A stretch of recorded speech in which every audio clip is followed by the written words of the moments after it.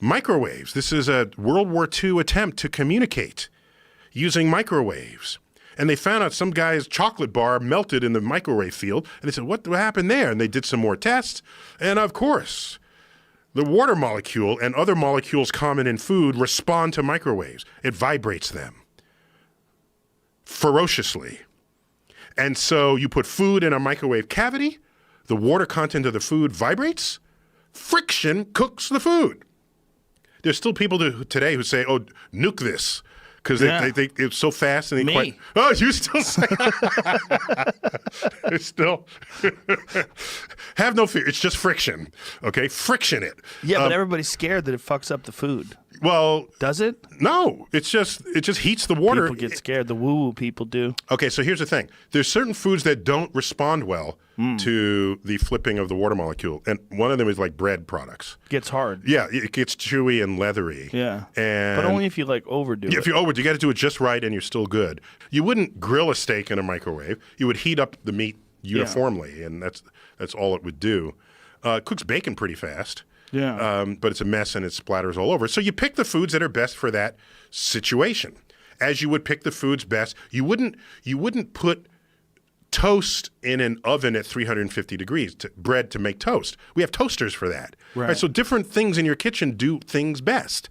You wouldn't make ice cream in your toaster oven. But people are afraid of microwaves. The one thing that they're afraid of it's not that they're afraid of microwaves, that they're afraid of things they don't understand. That's your point. Precisely. Yeah. They're afraid that something's going to happen to their food that makes it less good.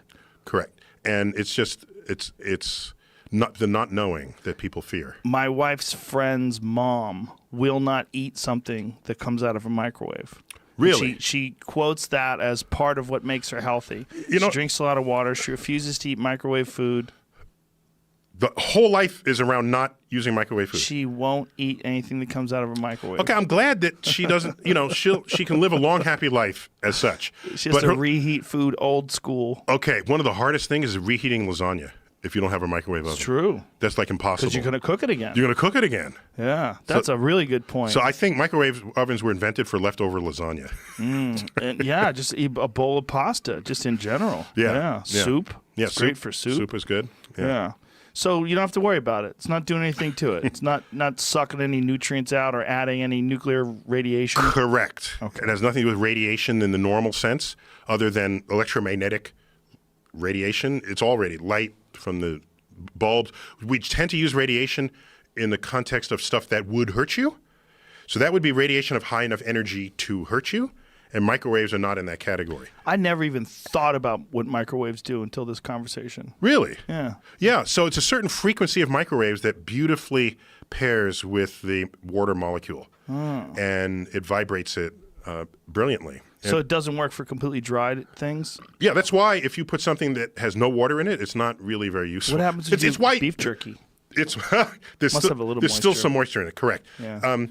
It's why it heats the food and not the plate. If the plate gets hot, it's not because the microwave oven heated the plate. It's because the food's hot. Hit the food and the food. That's why you can usually pick it up at the handles. You can cook food on a paper plate. That's right. It doesn't burst into flames. Doesn't burst into flames.